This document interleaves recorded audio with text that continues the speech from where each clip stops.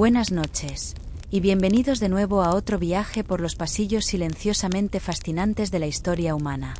Esta noche, vamos a explorar una pregunta que podría parecer absurda para nuestras mentes modernas, obsesionadas con la imagen.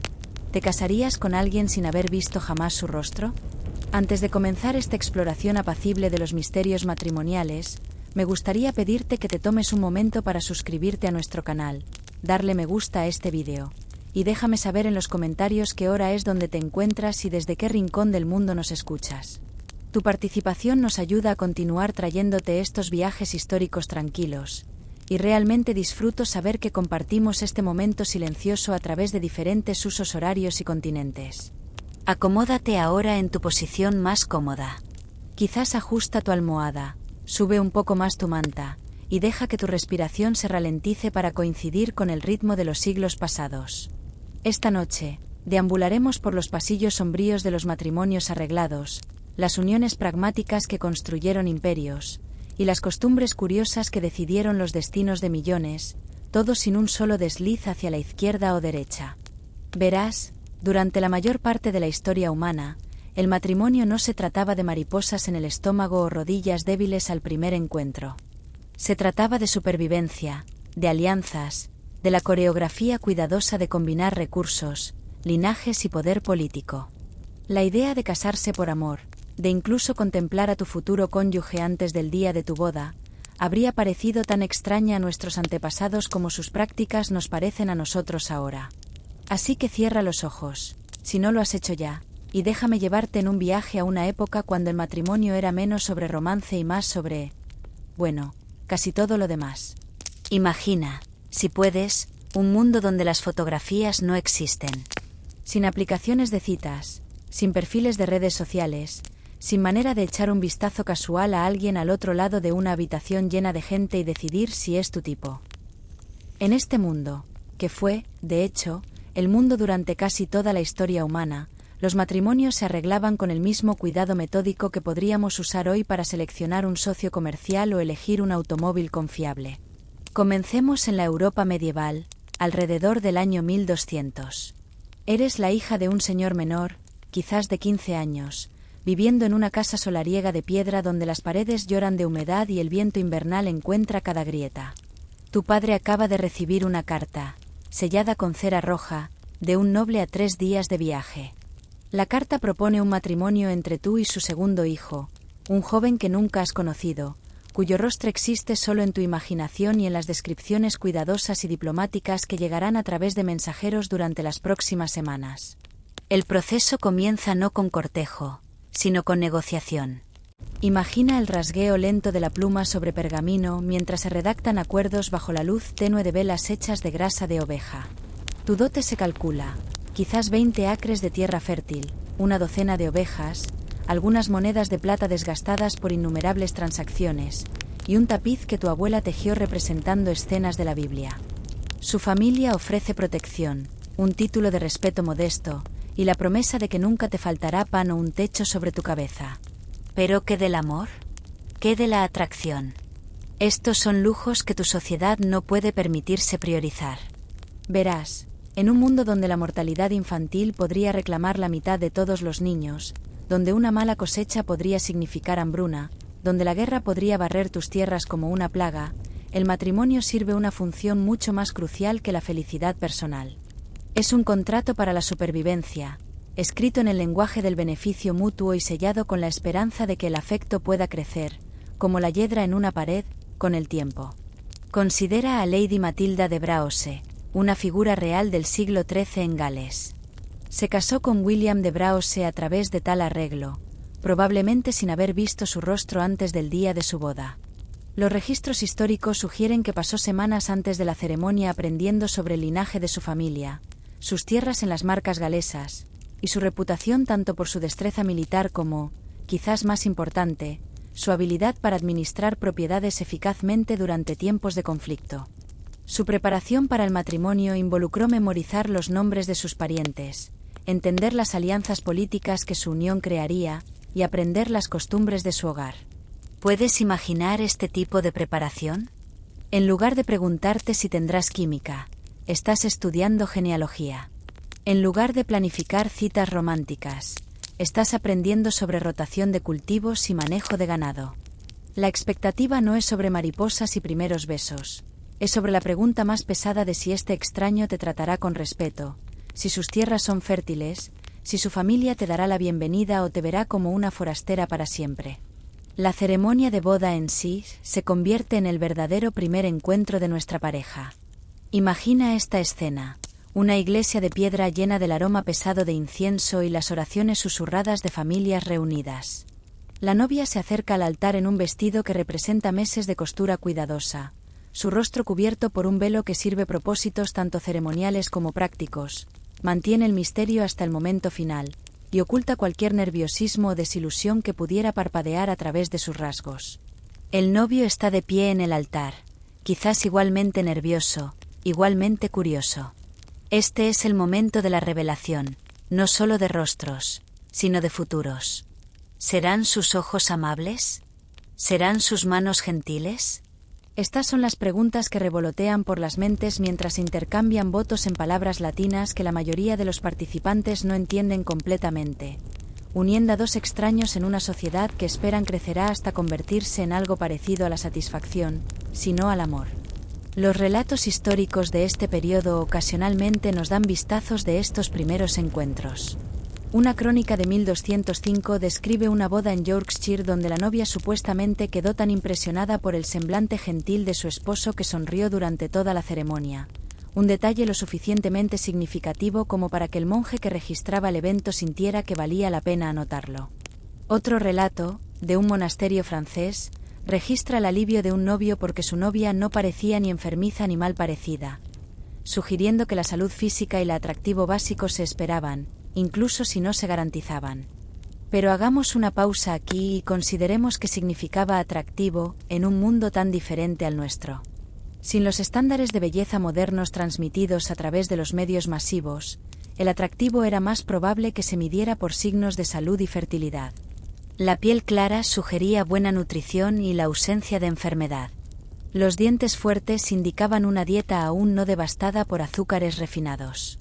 Los ojos brillantes y la postura firme hablaban de vitalidad y la probabilidad de sobrevivir al parto, una consideración práctica que apenas podemos imaginar hoy. El concepto de belleza física en sí estaba más entrelazado con la funcionalidad de lo que podríamos imaginar. Las manos de una mujer eran admiradas no por su suavidad, sino por su capacidad. ¿Podían hilar hilo uniformemente? ¿Podían tender heridas? ¿Podían administrar las innumerables tareas de un hogar? El atractivo de un hombre podría medirse por la anchura de sus hombros, no por razones estéticas, sino porque hombros fuertes significaban la capacidad de blandir una espada eficazmente o guiar un arado a través de suelo obstinado. Estas consideraciones prácticas se extendían a los rasgos de personalidad también. Una esposa deseable era una que podía mantener su compostura durante crisis, que podía estirar recursos escasos a través de inviernos difíciles, que podía dar a luz y criar niños mientras administraba sirvientes y mantenía alianzas políticas con familias vecinas. Un buen esposo era estable en lugar de apasionado, confiable en lugar de romántico, capaz de tomar las decisiones difíciles que mantendrían a su familia alimentada y protegida. Los meses siguientes a estos matrimonios, sin verse a menudo, seguían un patrón predecible. Había un periodo de observación cuidadosa, cada cónyuge aprendiendo los ritmos y hábitos del otro. Las cartas históricas que sobreviven de esta era ocasionalmente revelan detalles conmovedores sobre estos ajustes tempranos. Una carta del siglo XIII de Lady Agnes de Mortimer a su hermana describe cómo su nuevo esposo se levanta antes del amanecer para revisar el ganado, y habla poco hasta que ha roto su ayuno, pero sus palabras cuando llegan son reflexivas y amables. Otra carta, esta de un caballero normando a su hermano, menciona que su esposa tiene una risa como agua sobre piedras, y aunque estuvo silenciosa durante nuestras primeras semanas juntos, ahora tararea mientras trabaja, y los sirvientes han crecido aficionados a sus correcciones gentiles. Estas pequeñas observaciones, la manera en que alguien se mueve a través de su día, su trato hacia aquellos debajo de ellos en posición, sus hábitos de amabilidad o impaciencia, estos se convirtieron en la fundación sobre la cual se construyó el afecto. Los arreglos para dormir durante estos primeros matrimonios eran a menudo sorprendentemente prácticos. Muchas parejas de las clases mercantiles y nobles mantenían cámaras separadas, juntándose por cita en lugar de compartir los ritmos íntimos diarios que podríamos esperar.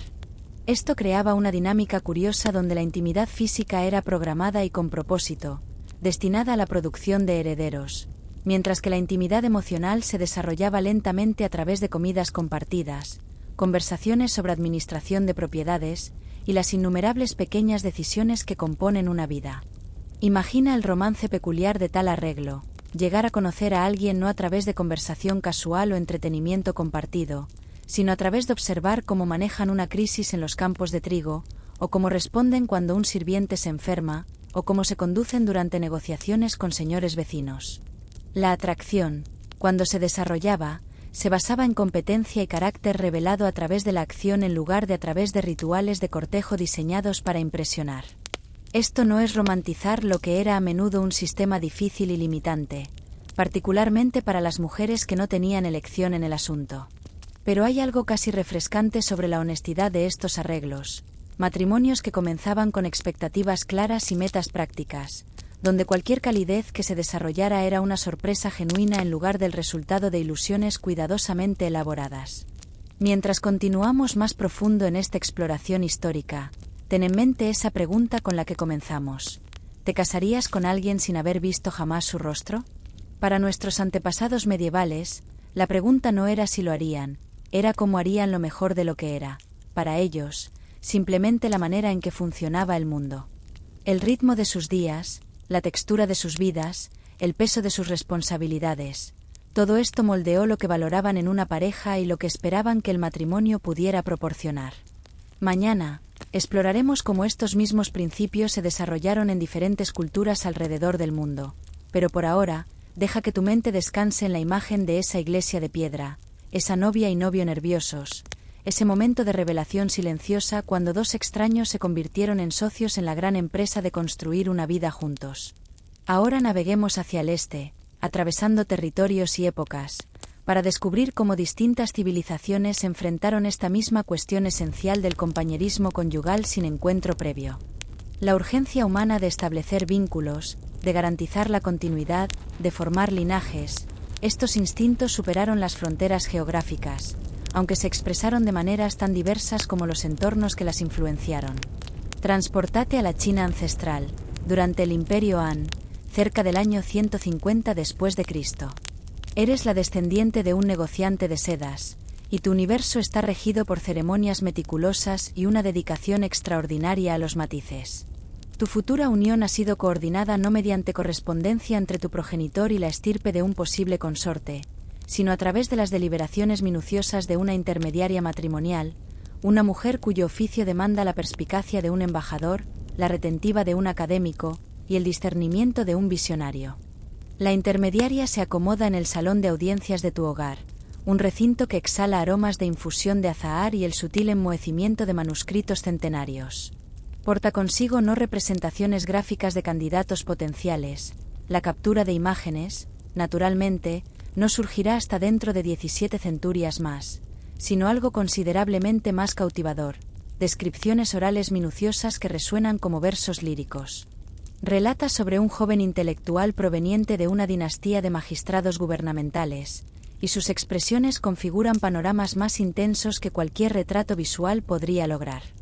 Su tonalidad podría expresar, posee el compás reflexivo de quien ha dedicado extensas jornadas recitando escrituras ancestrales. Sus extremidades exhiben las marcas de pigmento de una escritura esmerada, y su andar denota la serenidad de quien ha invertido años dominando el arte de la contemplación activa. Su progenitora reporta que emerge al alba para cultivar un pequeño huerto donde produce plantas curativas, y sus composiciones poéticas, sin ser excepcionales, revelan una apreciación delicada del cosmos natural. ¿Puedes concebir la selección de un compañero vital fundamentándote en semejantes narraciones? La intermediaria prosigue, jamás ha elevado su tono hacia un subordinado, y cuando su hermano menor padeció de calentura el invierno anterior, permaneció junto a su lecho durante 3 jornadas, recitando desde volúmenes de sabiduría y relatos épicos. Su jovialidad, conforme a quienes lo frecuentan, emerge espontáneamente pero jamás menoscabando a terceros. Esta metodología de concertación revela algo extraordinario sobre la civilización china de esta era: la convicción de que el temperamento podía ser examinado y transmitido, que las virtudes que forjarían un buen consorte podían ser identificadas mediante la contemplación atenta de costumbres cotidianas e intercambios.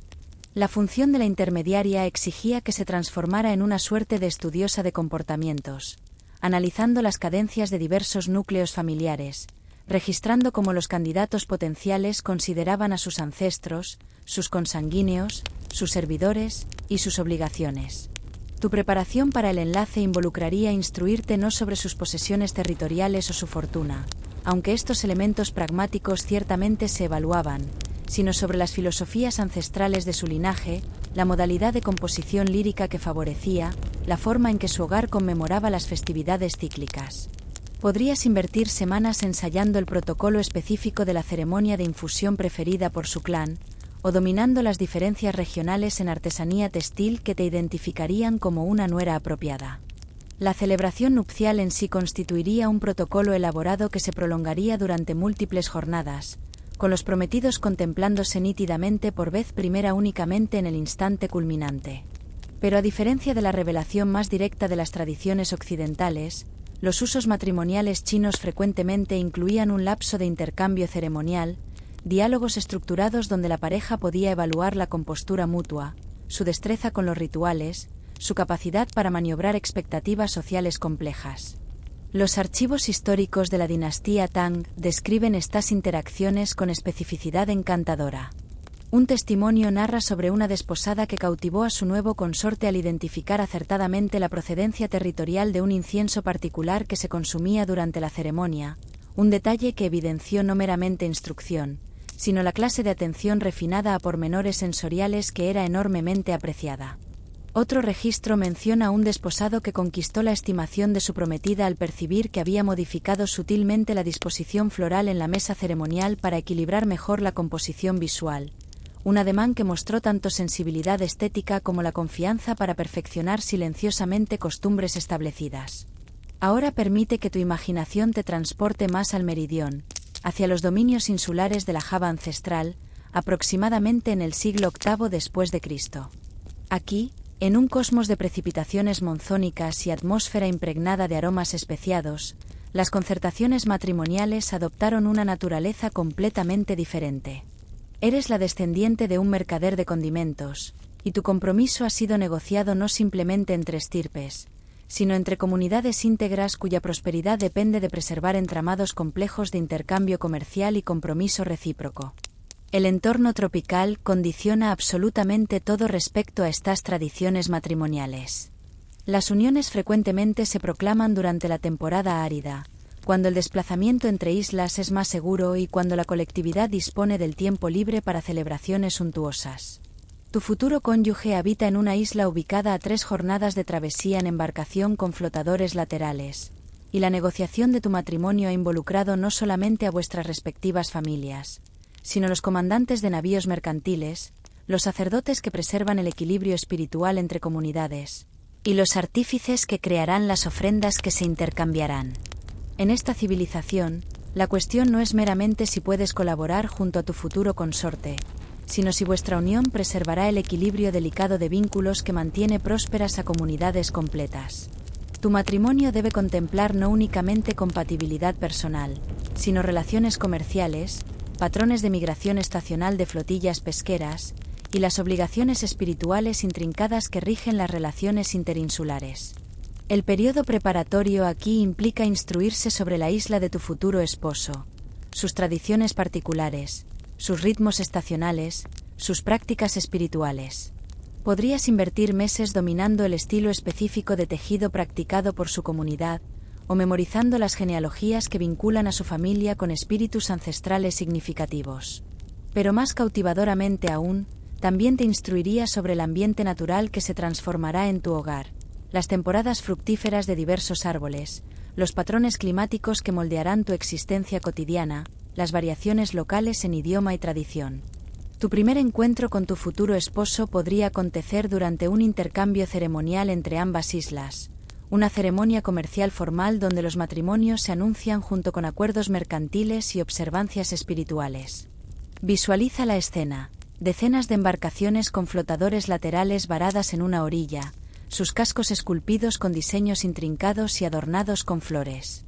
La atmósfera densa con el humo de hogueras ceremoniales y los aromas complejos de preparación festiva, cerdo tostado, pescado cocido al vapor envuelto en follaje de plátano, frutas tropicales en madurez perfecta. Tú y tu prometido serían presentados mutuamente no en privacidad, sino como componente de una ceremonia más amplia celebrando los vínculos entre comunidades. Vuestra primera impresión mutua estaría influenciada no por conversación íntima, sino observando cómo cada uno maneja la coreografía social compleja de tal acontecimiento, que tan elegantemente aceptáis obsequios rituales, que tan apropiadamente respondéis a discursos ceremoniales, que tan naturalmente parecéis encajar en el ritmo de celebración comunitaria. Los testimonios históricos de esta región, conservados en textos javaneses antiguos, ocasionalmente describen estos primeros encuentros con lenguaje poético que nos proporciona perspectivas sobre lo que se consideraba atrayente o promisorio. Un texto describe a una mujer joven cuyos movimientos en la danza ceremonial sugerían tanto fortaleza como flexibilidad, como bambú en una brisa gentil, mientras su futuro consorte se conducía con la confianza firme de quien conoce los temperamentos del océano pero no los teme. Estas descripciones nos recuerdan que en una civilización marítima, el atractivo físico estaba inexorablemente conectado con capacidades prácticas. Una mujer cuyos movimientos danzarios sugerían vigor físico era atrayente porque las mujeres robustas tenían mayor probabilidad de sobrevivir al alumbramiento y contribuir al trabajo comunitario. Un hombre cuyo porte sugería familiaridad con desafíos marítimos era atrayente porque tal familiaridad significaba que podía proveer y proteger a su familia en un mundo donde la prosperidad dependía de travesías exitosas y retornos seguros. Los meses posteriores al matrimonio en estas comunidades insulares frecuentemente involucraban un periodo único de adaptación donde la nueva pareja invertiría tiempo en ambas de sus comunidades natales, aprendiendo a navegar las diferentes tradiciones y expectativas que necesitarían equilibrar durante su vida matrimonial. Esto creaba una dinámica interesante donde cada cónyuge tenía que adaptarse no solamente a su compañero, sino a un ecosistema comunitario completamente diferente. Correspondencia y registros de administradores coloniales neerlandeses en siglos posteriores ocasionalmente mencionan estas tradiciones matrimoniales con fascinación desconcertada. Un informe del siglo XVII describe presenciar una ceremonia nupcial donde los prometidos intercambiaron no sortijas, sino pequeños símbolos tallados representando las habilidades que aportarían a su matrimonio. Él le obsequió una red pesquera miniatura esculpida en marfil, representando su capacidad de proveer proteína para su familia, mientras ella le entregó un telar diminuto tallado en madera preciosa, representando su capacidad de crear los textiles que serían tanto necesidades prácticas como valiosos bienes comerciales. Estos intercambios simbólicos revelan algo profundo sobre cómo estas civilizaciones comprendían el matrimonio, no como una unión romántica entre individuos, sino como una alianza práctica y espiritual entre personas que cada una contribuiría capacidades específicas a su empresa compartida de construir una existencia conjunta.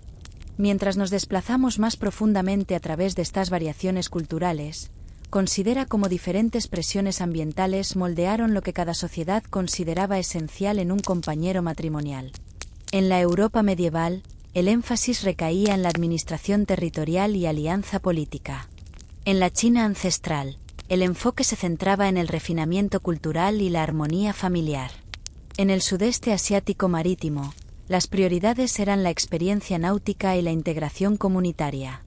Sin embargo, en cada caso, se esperaba que las parejas construyeran afecto y compañerismo con alguien que jamás habían contemplado antes del día de su boda.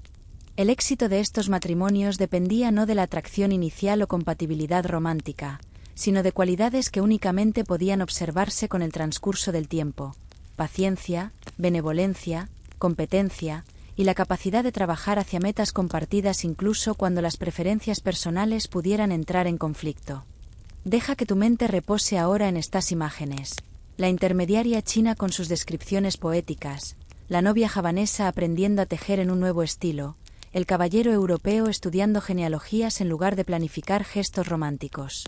Todos ellos navegando el mismo desafío humano fundamental de construir intimidad con un extraño, pero cada uno abordándolo a través de la sabiduría particular que su cultura había desarrollado a través de generaciones de experimentación y observación. Estos no eran meramente arreglos pragmáticos, eran sistemas sofisticados para crear los tipos de asociaciones que podían resistir las enormes presiones de la vida premoderna. Ya fueran esas presiones inviernos severos, temporadas monzónicas, convulsiones políticas, o simplemente la amenaza constante de enfermedad y mortalidad infantil, estas tradiciones matrimoniales fueron diseñadas para crear alianzas lo suficientemente fuertes para resistir cualquier dificultad que pudiera presentarse. Ahora llegamos a quizás la pregunta más intrigante de todas. ¿Cómo funcionaban realmente estos matrimonios arreglados? ¿Cómo dos completos extraños, unidos por contratos en cuya negociación no tuvieron participación, aprendieron a compartir no solo un hogar, sino una cama, un futuro y eventualmente, en muchos casos, algo que se asemejaba al amor? Para entender esto, primero debemos abandonar nuestra suposición moderna de que la intimidad comienza con la atracción y crece a través del cortejo. En el mundo del matrimonio arreglado, la intimidad se construía como una catedral, lentamente, metódicamente, con atención cuidadosa a los cimientos y la estructura, diseñada para durar siglos en lugar de proporcionar gratificación inmediata. Comencemos regresando a nuestra pareja europea medieval, ahora 6 meses después de su matrimonio. La torpeza inicial de su día de boda se ha asentado en algo más complejo. Una rutina diaria que requiere negociación constante entre dos personas que todavía son, en muchas formas, extraños el uno para el otro. Imagina su ritual matutino. El amanecer se rompe gris y frío sobre su casa solariega, y despiertan en cámaras separadas, no por falta de afecto, sino porque la privacidad era un lujo reservado para los adinerados, e incluso entonces, se repartía cuidadosamente. Su primera interacción de cada día podría ser un saludo formal en el gran salón, donde rompen su ayuno rodeados de sirvientes, vasallos y cualquier huésped que pudiera estar quedándose en su hogar. Pero observa cómo se aprenden el uno al otro a través de estas interacciones públicas. Él observa que ella siempre se asegura de que los sirvientes hayan comido antes de tocar su propia comida. Un pequeño gesto que revela tanto bondad como sabiduría práctica sobre mantener la lealtad del hogar.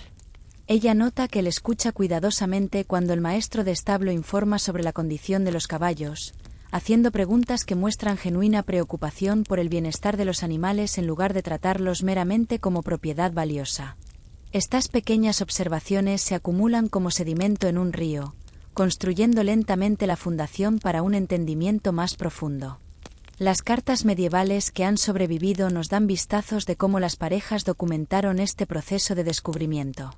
Lady Eleanor de Montfort escribió a su hermana en 1267, «Mi esposo tiene un hábito curioso de caminar por las almenas cada tarde antes de retirarse. Pensé que era mera inquietud, pero he aprendido que usa este tiempo para observar el campo circundante, notando cambios en los campos de los granjeros, signos del clima por venir, amenazas o oportunidades potenciales». Lo que parecía vagabundeo sin objetivo se revela como la vigilancia cuidadosa de uno que toma sus responsabilidades en serio. La intimidad física requerida para producir herederos, recuerda, este era uno de los propósitos primarios del matrimonio, se desarrollaba dentro de este marco de descubrimiento gradual. Sin la noción moderna de compatibilidad sexual o pasión romántica, las parejas abordaban la intimidad física con el mismo cuidado metódico que aplicaban a otras responsabilidades compartidas. Los manuales matrimoniales medievales, escritos por clero y médicos, proporcionan consejos sorprendentemente prácticos sobre cómo los cónyuges deberían acercarse el uno al otro con paciencia y consideración. Un manual del siglo XIII, escrito por un monje francés, aconseja que marido y mujer deberían hablarse gentilmente en privado, compartiendo sus observaciones y preocupaciones diarias, para que la unión del cuerpo pueda estar acompañada por la hermandad de la mente. Otro sugiere que las parejas deberían aprender las preferencias del otro en asuntos pequeños, como a uno le gusta su vino mezclado con agua, si prefieren silencio o conversación mientras trabajan, para que armonías mayores puedan seguir naturalmente. Este enfoque gradual a la intimidad a menudo producía relaciones de profundidad y durabilidad sorprendentes. Considera el matrimonio de Leonor de Aquitania y Enrique II de Inglaterra, inicialmente una alianza política entre extraños que creció hasta convertirse en una de las asociaciones más apasionadas y tumultuosas del período medieval. Su correspondencia sobreviviente revela una pareja que aprendió a comunicarse a través de capas de necesidad política, ambición personal y afecto genuino que se desarrolló a lo largo de décadas de desafíos compartidos. Pero reconozcamos también las realidades más oscuras. No todos los matrimonios arreglados se desarrollaron en asociaciones de respeto mutuo. Los registros medievales también preservan relatos de parejas que permanecieron esencialmente extraños a lo largo de sus vidas, compartiendo un hogar y produciendo hijos mientras mantenían una distancia emocional que parece casi trágica desde nuestra perspectiva moderna.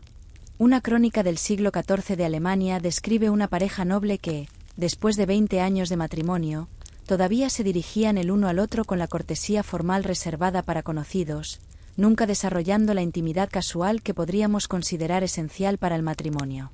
Sin embargo, incluso estos matrimonios emocionalmente distantes a menudo funcionaban efectivamente como asociaciones. La misma crónica alemana nota que a pesar de su relación formal, esta pareja administraba sus propiedades con eficiencia notable, criaba hijos exitosos, y mantenía una reputación de honor y confiabilidad que fortaleció la posición de su familia por generaciones. Su matrimonio podría no haber proporcionado satisfacción emocional, pero logró las metas que su sociedad consideraba más importantes. Ahora deja que tu imaginación viaje a un tipo de hogar completamente diferente, el de la hija de nuestro comerciante de seda chino, ahora 2 años después de su matrimonio con el funcionario gubernamental erudito. La arquitectura de la intimidad en la cultura china siguió diferentes principios, enfatizando la armonía, la complementariedad y el cultivo gradual del entendimiento mutuo a través de prácticas culturales compartidas. Imagina su rutina vespertina. Después de que las responsabilidades del día están completas, podrían sentarse juntos en un jardín del patio, ella trabajando en un proyecto de bordado intrincado mientras él practica caligrafía a la luz de la lámpara. No necesariamente hablan mucho durante estos silencios compartidos, pero están aprendiendo los ritmos del otro, la manera en que su aguja se mueve más rápido cuando está concentrándose en una sección difícil, la manera en que él hace una pausa para considerar un carácter particularmente desafiante antes de comprometer el pincel al papel. La filosofía matrimonial china enfatizaba la importancia del wu wei, acción sin esfuerzo, o la capacidad de trabajar en armonía sin forzar la compatibilidad. Las parejas exitosas eran aquellas que aprendían a moverse alrededor del otro como bailarines que habían ensayado juntos por años, anticipando necesidades y humores sin requerir comunicación explícita. Los relatos históricos de la dinastía Song describen este proceso con precisión delicada. Una carta de un funcionario gubernamental a su hermano menciona cómo su esposa había aprendido gradualmente a preparar su té exactamente según su preferencia, no porque la hubiera instruido, sino porque había observado sus reacciones sutiles a lo largo de meses de mañanas compartidas. A cambio, él había aprendido que ella trabajaba más eficientemente en completo silencio, y había entrenado al personal del hogar para evitar interrumpirla durante las horas cuando manejaba la contabilidad de la familia. Esta adaptación mutua creaba una forma de intimidad que era quizás menos apasionada que los ideales románticos modernos, pero a menudo más estable y duradera. La poesía china de este periodo celebra matrimonios que habían logrado este tipo de armonía, comparando parejas exitosas con 2 arroyos que se unen para formar un río más fuerte o estaciones complementarias que juntas crean el ciclo completo del año. Imagina su vida diaria 1 año después de su matrimonio. Despierta antes del amanecer al sonido de barcos pesqueros preparándose para la partida. Su primera tarea es revisar la fermentación de las pastas de especias que serán la contribución de su familia a los bienes comerciales de la comunidad, trabajo que requiere no solo habilidad técnica, sino un entendimiento profundo de condiciones climáticas locales y variaciones estacionales que todavía está aprendiendo a leer. Su relación con su esposo se desarrolla dentro de este contexto más grande de integración comunitaria. Podrían pasar sus mañanas trabajando por separado, él preparando redes de pesca o planeando viajes comerciales, ella procesando especias o tejiendo textiles, pero su efectividad como pareja se mide porque también coordinan sus contribuciones individuales a la posición económica del hogar. La intimidad que se desarrolla en este contexto está moldeada por propósito compartido y dependencia mutua de maneras que la atracción romántica pura podría no lograr. Los relatos históricos de comerciantes portugueses en el siglo XVI describen matrimonios isleños donde las parejas habían desarrollado coordinación tan eficiente que podían manejar negociaciones comerciales complejas sin comunicación aparente, cada compañero sabiendo intuitivamente cuándo hablar, cuándo permanecer en silencio, cuando ofrecer concesiones o mantenerse firme en precios. Un relato particularmente detallado describe una pareja negociando la venta de nuez moscada a un capitán portugués. La esposa, que tenía conocimiento superior de la calidad de las especias y valor del mercado, señalaría a su esposo a través de gestos sutiles, tocando su collar para indicar que el precio ofrecido era demasiado bajo, ajustando su pañuelo para sugerir que un lote particular de especias no debería venderse. El esposo, que tenía mejor entendimiento de costumbres portuguesas e idioma, entonces ajustaría su estrategia de negociación en consecuencia. Su matrimonio se había convertido en una asociación de experiencia complementaria que beneficiaba no solo su propio hogar, sino toda su comunidad. Este tipo de intimidad práctica a menudo llevaba a vínculos emocionales profundos, aunque podrían expresarse diferentemente que en otras culturas. Las canciones de boda isleñas de este periodo celebran parejas que habían logrado tal coordinación, comparándolas con balancines gemelos que estabilizan la misma embarcación o dos corrientes que juntas crean un puerto seguro. Los aspectos físicos de estos matrimonios estaban influenciados por el clima tropical y los ritmos de la vida marítima. Las parejas a menudo pasaban largos periodos separadas cuando los esposos viajaban en viajes comerciales, y las celebraciones de reunión se convirtieron en rituales importantes para mantener conexión emocional y física. Las costumbres comunitarias apoyaban estos matrimonios creando festivales y ceremonias que celebraban asociaciones exitosas y proporcionaban presión social para que las parejas trabajaran a través de dificultades en lugar de abandonar sus compromisos. Pero no romantiquemos estos arreglos demasiado completamente. El proceso de construir intimidad dentro de matrimonios arreglados era a menudo difícil, a veces doloroso, y no siempre exitoso. Los registros medievales y antiguos preservan relatos de parejas que nunca lograron moverse más allá de la formalidad educada, de matrimonios que funcionaban adecuadamente como asociaciones económicas pero proporcionaban poca satisfacción emocional, de hombres y mujeres que pasaron sus vidas enteras preguntándose cómo podría haber sido elegir sus propios compañeros. Sin embargo, lo notable es que tan a menudo estos matrimonios sí se desarrollaron en relaciones de profundidad y afecto genuinos. Cuando leemos las cartas sobrevivientes entre parejas que habían estado casadas por décadas, a menudo encontramos expresiones de ternura, humor y entendimiento íntimo que rivalizan con cualquier cosa producida por cortejo romántico. Una carta de 1289, escrita por un señor inglés a su esposa durante una campaña militar, captura esto bellamente. Mi querida compañera, me encuentro pensando no en tu rostro hermoso, aunque me complace bien, sino en tu consejo firme cuando estoy turbado, tu corrección gentil cuando soy demasiado rápido para enojarme, y tu risa silenciosa cuando me tomo demasiado en serio. Me casé contigo como un extraño, pero regreso a ti como a mi amiga más querida. Esta es la arquitectura de la intimidad como nuestros antepasados la entendían, no una construcción espontánea construida sobre la fundación de atracción inmediata, sino un proceso de construcción cuidadoso y paciente que creaba relaciones diseñadas para durar vidas y apoyar no solo a la pareja, sino a sus hijos, sus comunidades, y las estructuras sociales más grandes que dependían de unidades familiares estables. Mientras nos preparamos para explorar nuestro segmento final, considera esto. Estas parejas lograron intimidad no a pesar de la falta de cortejo romántico, sino quizás debido a ello. Sin la intoxicación de la pasión temprana, fueron forzadas a construir sus relaciones sobre fundaciones más duraderas, valores compartidos, respeto mutuo, habilidades complementarias, y el tipo de entendimiento profundo que solo puede desarrollarse a través de años de observación paciente y confianza gradual. El ritmo de sus días, la textura de su trabajo compartido, la acumulación lenta de pequeñas bondades y consideraciones. Así era como los extraños se convertían en compañeros, como las alianzas prácticas crecían hasta convertirse en algo que se acercaba al amor, como dos personas aprendían a construir una vida juntos sin haber tenido jamás el lujo de elegirse el uno al otro.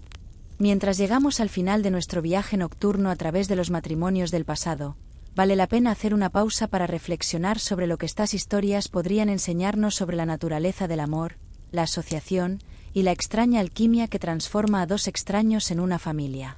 Imagina por un momento que pudieras preguntarle a Lady Matilda de Braose, después de 20 años de matrimonio con el hombre cuyo rostro vio por primera vez en el altar, ¿Qué consejo le daría a una joven moderna agonizando sobre si su novio es el indicado? ¿Qué podría decir esta mujer que aprendió a amar sin el beneficio de la elección?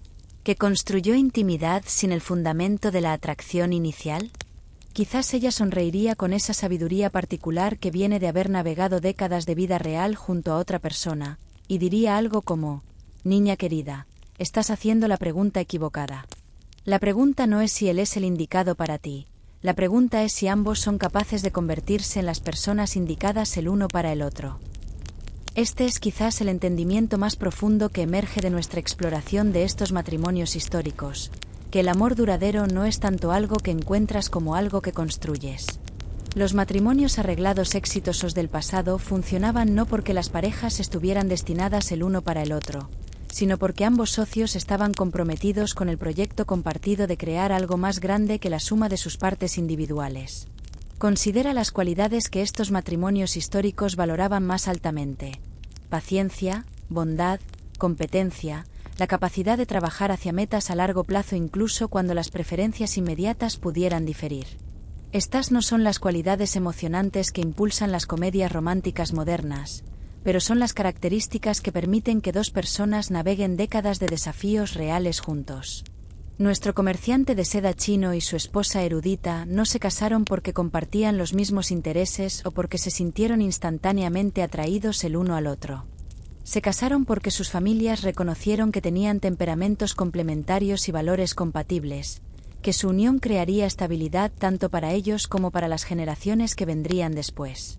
El amor que eventualmente desarrollaron fue el resultado de años de pequeñas bondades, compromisos compartidos, y la satisfacción profunda que viene de construir algo duradero junto a otra persona. Esto no es argumentar que deberíamos regresar a los matrimonios arreglados. La libertad de elegir nuestros propios compañeros es un regalo precioso de la modernidad que no deberíamos entregar a la ligera. Pero quizás hay sabiduría en examinar qué hacía que estos matrimonios funcionaran, que les permitía florecer incluso sin la chispa inicial de atracción romántica. Imagina aplicar algunos de estos principios antiguos a las relaciones modernas. ¿Qué pasaría si, en lugar de buscar a alguien que nos hiciera sentir mariposas, buscáramos a alguien con quien pudiéramos construir algo significativo? ¿Qué pasaría si prestáramos tanta atención a la bondad de una persona hacia los extraños como lo hacemos a su atractivo físico? ¿Qué pasaría si evaluáramos parejas potenciales por su capacidad de crecimiento y compromiso en lugar de solo por compatibilidad inmediata? Los registros históricos están llenos de parejas que comenzaron como extraños virtuales y desarrollaron asociaciones de notable profundidad y afecto. Pero también debemos reconocer que estos matrimonios operaban dentro de sociedades que proporcionaban estructura y apoyo de maneras que las relaciones modernas a menudo carecen. En la Europa medieval, una pareja luchando con diferencias tenía familias extensas, tradiciones religiosas y presiones comunitarias que los alentaban a trabajar a través de las dificultades en lugar de abandonar su compromiso. En la China antigua, existían filosofías elaboradas sobre armonía matrimonial y roles de género que, aunque restrictivos por estándares modernos, proporcionaban un marco claro para navegar el conflicto y construir cooperación. Las comunidades isleñas del sudeste asiático incorporaron matrimonios en redes sociales más amplias que tanto apoyaban a las parejas como dependían de su éxito. Estos matrimonios no tenían que llevar todo el peso de proporcionar satisfacción emocional, aventura, compañerismo intelectual y seguridad económica para los individuos involucrados, responsabilidades que las relaciones románticas modernas a menudo se esperan que cumplan. Pero quizás la lección más intrigante de estos matrimonios históricos es su enfoque en la intimidad como algo que se desarrolla con el tiempo en lugar de algo que debe estar presente desde el principio. En nuestro mundo moderno, a menudo tratamos la falta de química instantánea como una señal de que una relación no vale la pena perseguir.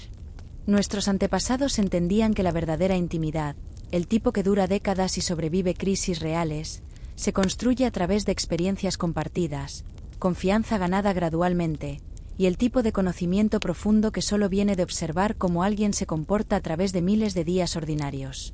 Imagina conocer a alguien no a través de conversaciones cuidadosamente curadas en citas, sino observando cómo tratan a las personas que no pueden hacer nada por ellos. Imagina construir atracción no basada en apariencias cuidadosamente cultivadas, sino en competencia observada, bondad consistente, y la satisfacción de trabajar junto a alguien hacia metas compartidas. Esto no es romantizar la dificultad. Estos matrimonios históricos requerían sacrificios enormes, particularmente de las mujeres, que a menudo tenían poca voz en determinar las circunstancias de sus vidas. Pero dentro de esas limitaciones, muchas parejas lograron crear relaciones de notable resistencia y profundidad. Los matrimonios que duraron décadas a menudo se caracterizaban no por pasión intensa, sino por un tipo diferente de amor, más silencioso, más firme, construido sobre el fundamento de respeto mutuo e interdependencia práctica. Este amor podría manifestarse no en grandes gestos románticos, sino en el conocimiento de que tu compañero se levantaría contigo en medio de la noche para cuidar a un niño enfermo, que trabajaría junto a ti durante una mala cosecha sin quejarse, que tomaría decisiones difíciles con tu bienestar en mente incluso cuando fuera inconveniente para ellos.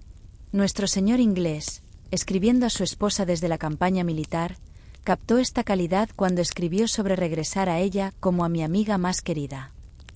Después de años de matrimonio, había descubierto que su esposa no era solo su compañera romántica, sino su aliada más confiable, la persona que mejor lo conocía y lo apoyaba más consistentemente. Mientras considera estas historias desde la comodidad de su cama moderna, en un mundo donde tiene la libertad de elegir su propio compañero romántico, vale la pena reflexionar sobre qué cualidades realmente importan para la felicidad a largo plazo. Los altibajos de atracción pueden desvanecerse, los intereses compartidos pueden evolucionar, incluso las personalidades pueden cambiar a lo largo de décadas de vida. Pero la bondad fundamental, la capacidad de crecimiento, la voluntad de trabajar hacia metas compartidas, la habilidad de encontrar alegría en los ritmos ordinarios de la vida doméstica, estas cualidades que nuestros antepasados valoraban tan altamente podrían ser tan relevantes ahora como lo fueron hace 1000 años. Quizás la pregunta con la que comenzamos, ¿te casarías con alguien sin ver jamás su rostro?, no es realmente sobre apariencias físicas en absoluto. Quizás es sobre si tenemos la paciencia para construir amor lentamente, la sabiduría para valorar cualidades que se revelan solo con el tiempo, y la fe para comprometernos con el trabajo difícil y gratificante de convertir a dos extraños en una familia. Los matrimonios de nuestros antepasados nos recuerdan que el amor puede ser tanto una elección como un sentimiento, tanto un proyecto como una pasión. Ellos nos muestran que la intimidad puede desarrollarse de maneras que nunca podríamos haber imaginado, que la compatibilidad puede aprenderse tanto como descubrirse, y que a veces las cosas más preciosas en la vida son aquellas que construimos lentamente, con paciencia, junto a otra persona dispuesta a emprender el mismo viaje. Mientras te quedas dormido esta noche, déjate llevar por estas imágenes de parejas que aprendieron a amarse sin jamás haberse elegido el uno al otro, que construyeron vidas de significado y propósito dentro de las limitaciones de su tiempo, que nos muestran que el amor duradero es tanto un arte como una emoción, tanto una habilidad como un sentimiento. Sus historias nos susurran desde el pasado que el corazón humano es más adaptable de lo que podríamos creer, que la intimidad tiene muchas formas, y que a veces las preguntas más interesantes no son sobre a quién amamos, sino sobre cómo amamos, y si tenemos la paciencia y la sabiduría para construir algo hermoso y duradero, una elección cuidadosa a la vez. Y así llegamos al final de nuestro recorrido a través de los pasillos silenciosos de la historia matrimonial. Comenzamos con una interrogante que parecía casi absurda para nuestras sensibilidades contemporáneas. ¿Te casarías con alguien sin haber contemplado jamás su rostro? A través de las brumas delicadas de siglos pretéritos, hemos descubierto que esta pregunta no era absurda en absoluto, sino simplemente pragmática, formulada y respondida por millones de personas que comprendían la asociación de manera diferente a como la entendemos hoy.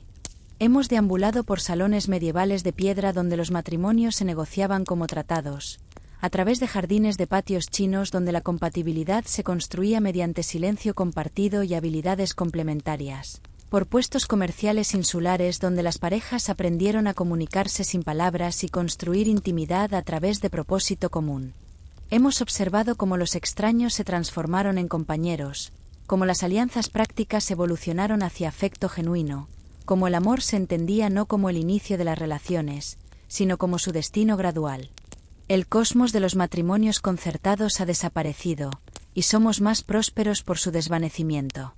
Poseemos libertades que nuestros antepasados apenas podían imaginar, la capacidad de elegir nuestros propios consortes, de priorizar la felicidad personal, de abandonar relaciones que no nos sirven. Estas son libertades preciosas que representan progreso genuino en dignidad humana y autodeterminación. Pero al obtener estas libertades, quizás hemos perdido cierta sabiduría sobre el arte paciente de construir asociaciones duraderas. Nuestros ancestros comprendían que la intimidad se desarrolla lentamente, a través de pequeñas observaciones acumuladas y apoyo mutuo durante desafíos compartidos.